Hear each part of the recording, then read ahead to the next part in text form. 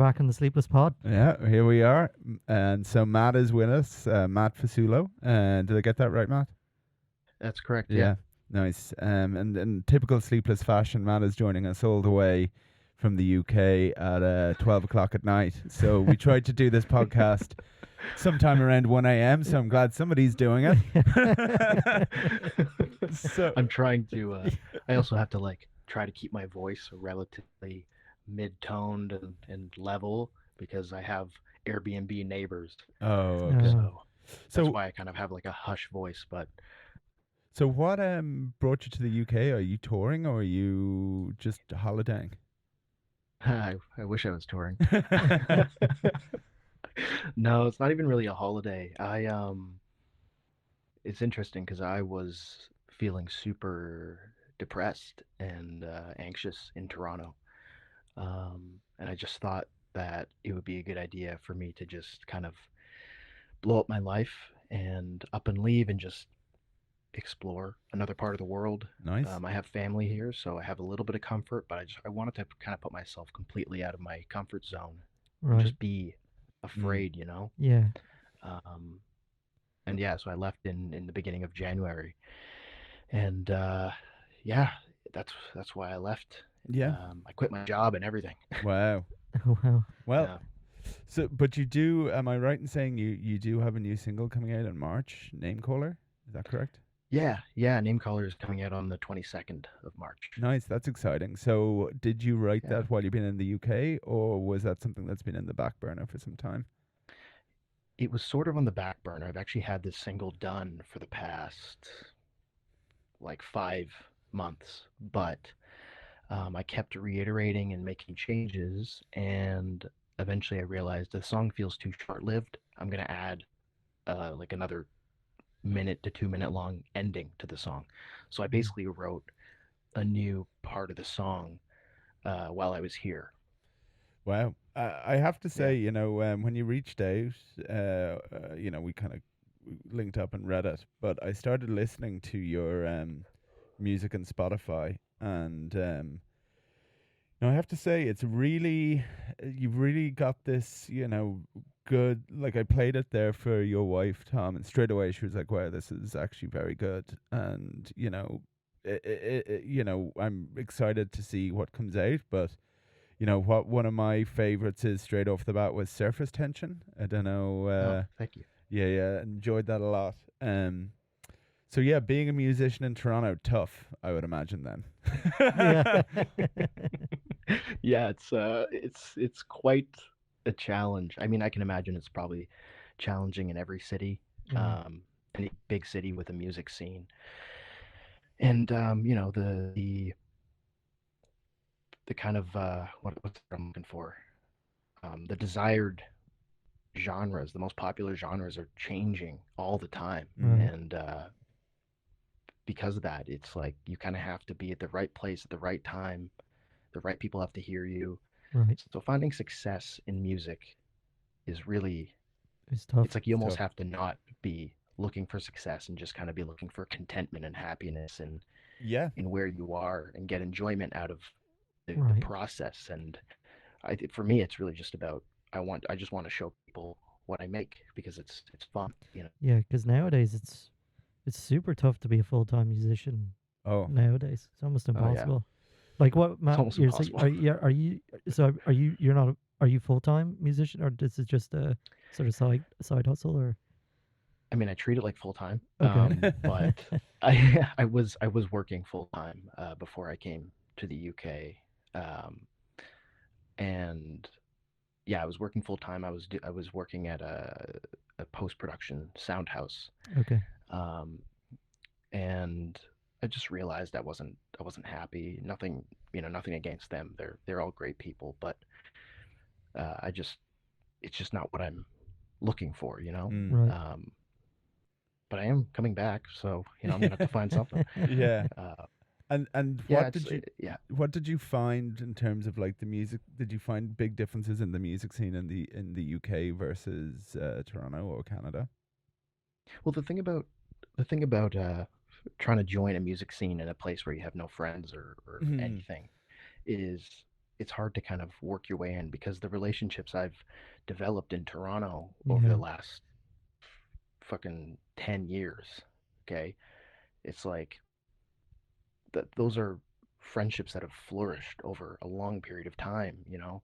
The band that I put together in Toronto, it's going to take me years to do that here, which is kind of part of the reason why I'm coming back is because, you know, I came here to kind of do some self exploration Mm. and I realized what I value the most is the people I have where I'm familiar, you know, which is Toronto. Um, it doesn't mean I'll never come back, but uh, yeah, I think that's what I value. It's really difficult here just because I don't know anyone. I Mm. played, or sorry, I'm playing an open mic on Tuesday, but it's like in Toronto, I can book a show, Right. Yeah. and I know that I'll have friends will come out, um, You and I'll have have pull. family come out. I have a little bit of pull, like Yeah, a yeah, small yeah. amount, but I have a little bit of pull. But here it's like none. You know, I have to go to do open mics. Not that there's anything wrong with that, but it's I don't really want to start from scratch. Yeah. I kind of want to go where people know me, and then maybe branch out from there if I make a name for myself. You know, Yeah. And then, are you in London or where are you in the I'm in UK? Manchester. Manchester. Manchester. Oh, another Yeah. great city with a really strong historic music scene there. Oh yeah. Like who? I'm kidding. Put him on the spot. Call him out. Name one. Oasis. Yeah. Stone There's this other Roses. really small band from Yeah. across the way, you know, called the Beatles or something. I don't Yeah. know if anybody knows about those guys. Liverpool. Yeah. Live in Liverpool. Yeah. So you were talking about kind of your music career, and I went through your Instagram and noticed that you got a lot of press for your song Video 99. Like anyway, Yeah. I don't know. And was that like the highs of getting that, and then did you see, based on your Instagram, I didn't see that kind of repeat itself, and has that been Mhm. something you've been trying to search for the recipe of like how you hit a high there versus maybe some of your other songs, even though your other songs hit just as well? Yeah. I mean, that's a good question because what's funny is Video 99, I got a lot of press for it, um, but it doesn't translate to streams, you know? And I Mm. think Right. that kind of says a lot about what streams really mean. You know, it's like people put a lot of value into streams, but they don't really go out and seek press as much.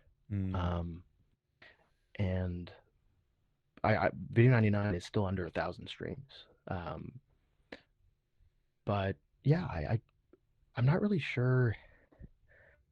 I don't really understand why that happened. You know, I think Video 99 was the first single I think that I released in 2023, or one of the first. And um, I think what I've noticed is after a while, there's just kind of a dip. Mm. If you keep releasing singles very consecutively, people aren't as interested when you release something because there was a big gap between my single before Video 99 and Mm. Video 99.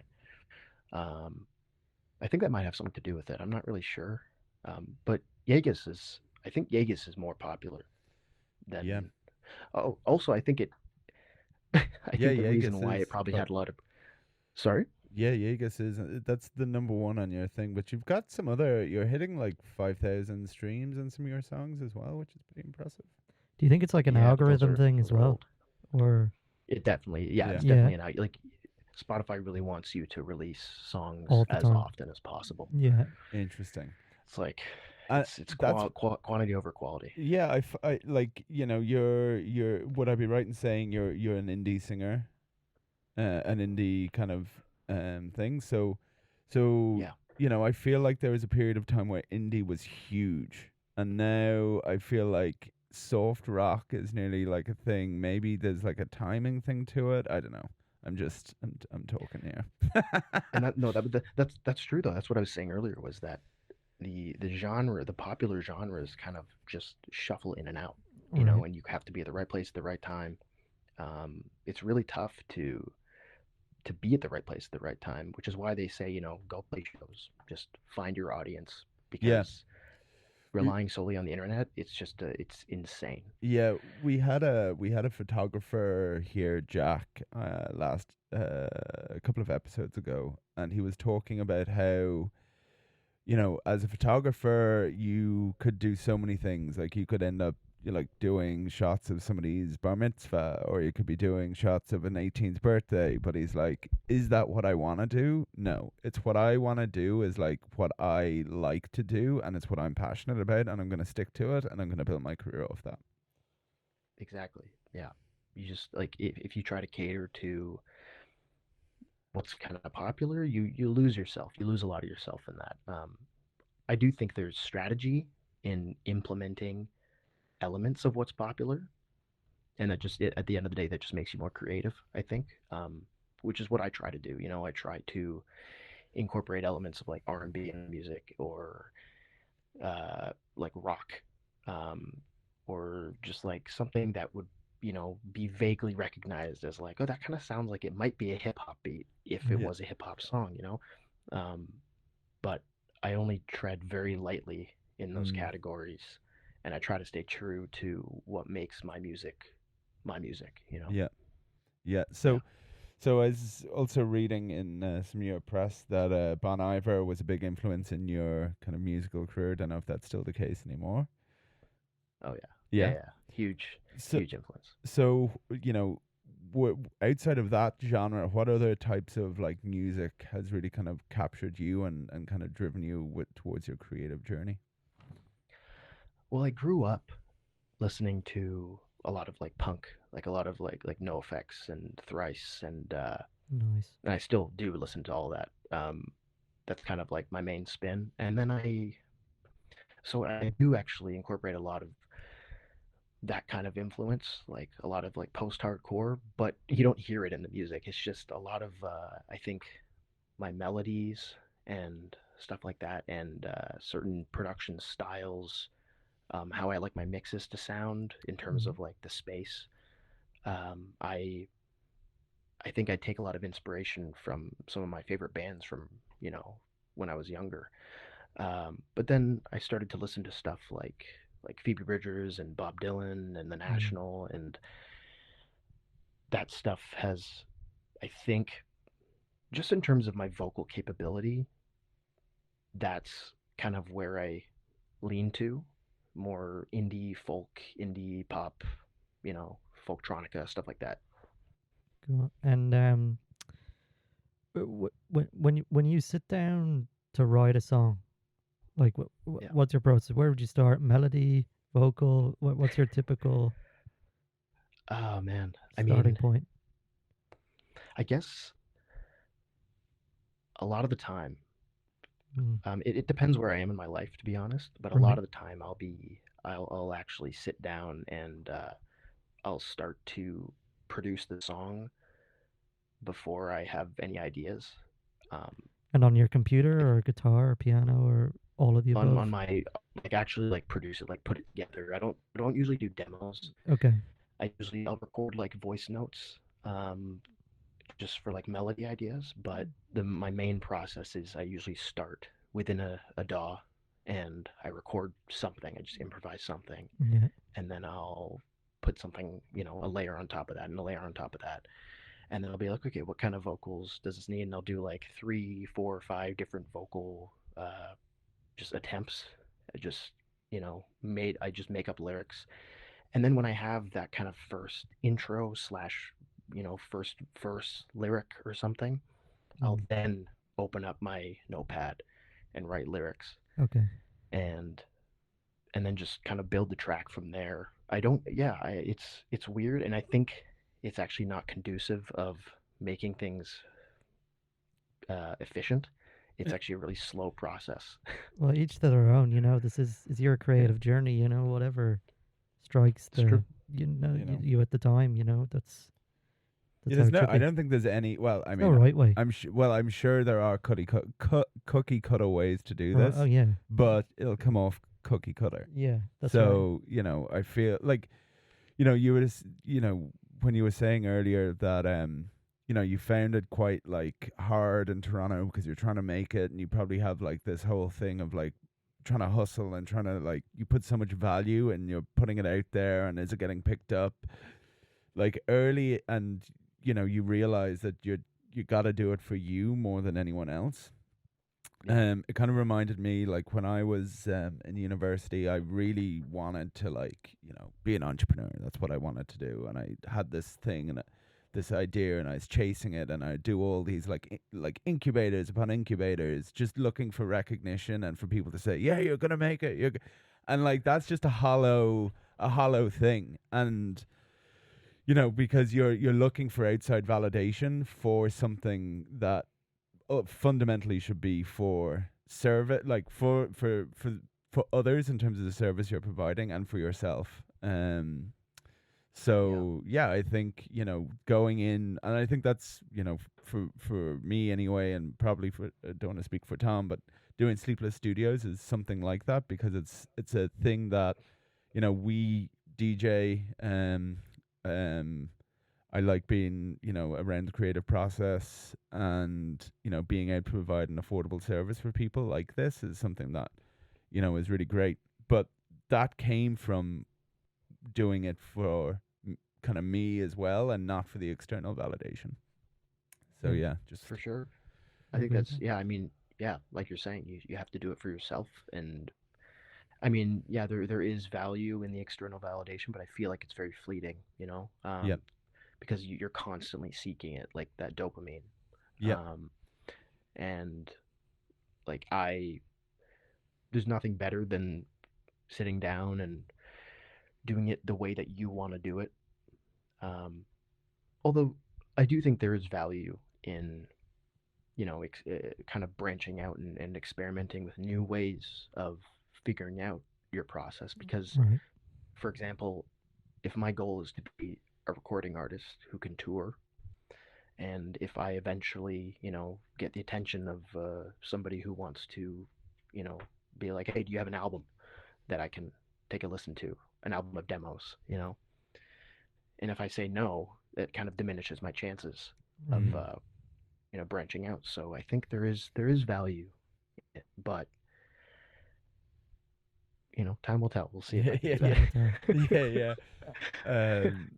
So I know this is always a question we ask as we kind of come towards the end. We kind of run a 25, 20, Yep. 30 minute thing. But so even though you haven't hit the pinnacle of where you want to go right now, if I was to go one step lower for somebody who's like, I have no idea how, I don't have a creative bone in my body, or they think, what is the piece of, because you're creating music, right? Like that is something not everyone can do, fact, or doesn't know how to do.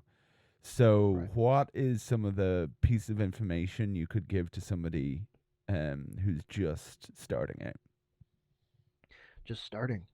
Um, I think the most important thing for me and for anybody is finish what you start, Right. even if it sucks. Mm. Is to See it through. if you start writing a song, finish the song, even if you're not going to release it, because the most important thing about making music is that people can hear a finished product, even if you're not doing it, to be wildly successful. I think you know there's a plethora of people that struggle with the idea of where do I, when you're producing a song, where do I go from here? You have this verse, well now what? And then they give up, and that's it's tough. Like there's no denying that it's really hard to write a song, but it's just about finish it. Just like get to the end of the song, even Yeah. if you think it sucks, H- even if you think it's too short. Stick through it. How'd you know it's the end? Oh, yeah, that's another good question. You have the way I see it is you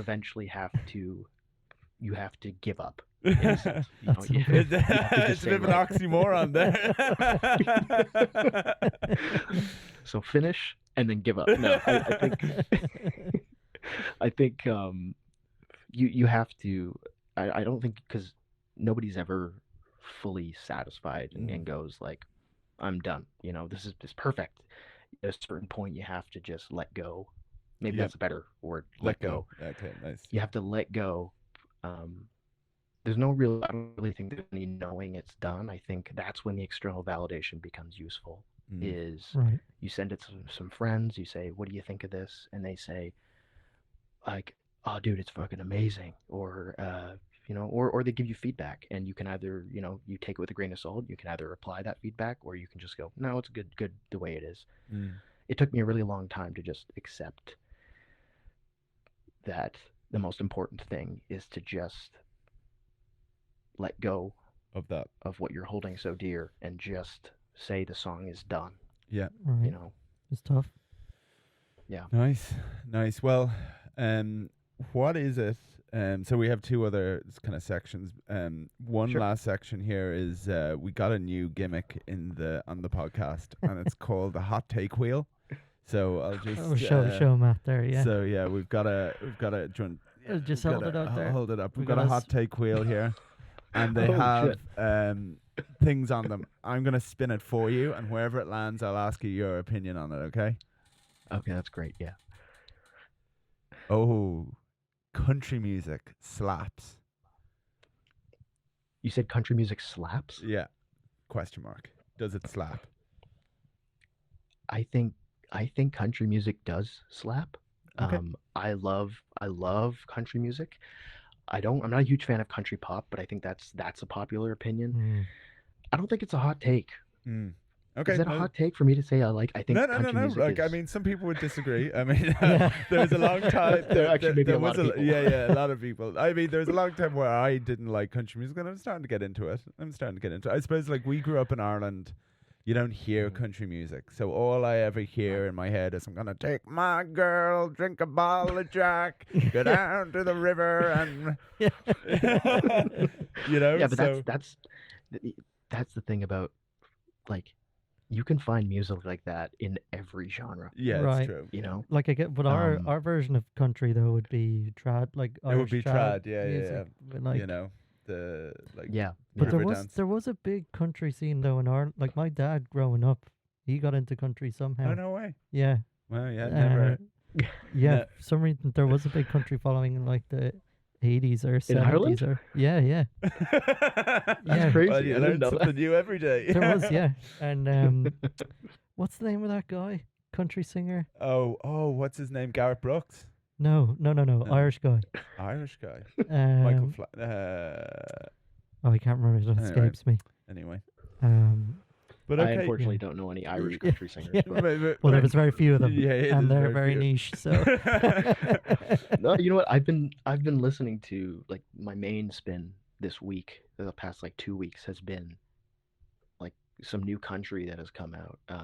Is the singer? I don't know if you know the band Thrice, but the singer of Thrice, Dustin Kensrue, is releasing a new album, and it's like old school country throwback, and it sounds insane. Like, it's so good. I'm obsessed with it so far. We'll blare it out on the speakers after the podcast today. Yeah. And give it a Also- listen. You can decide if you hate it. Beyonce.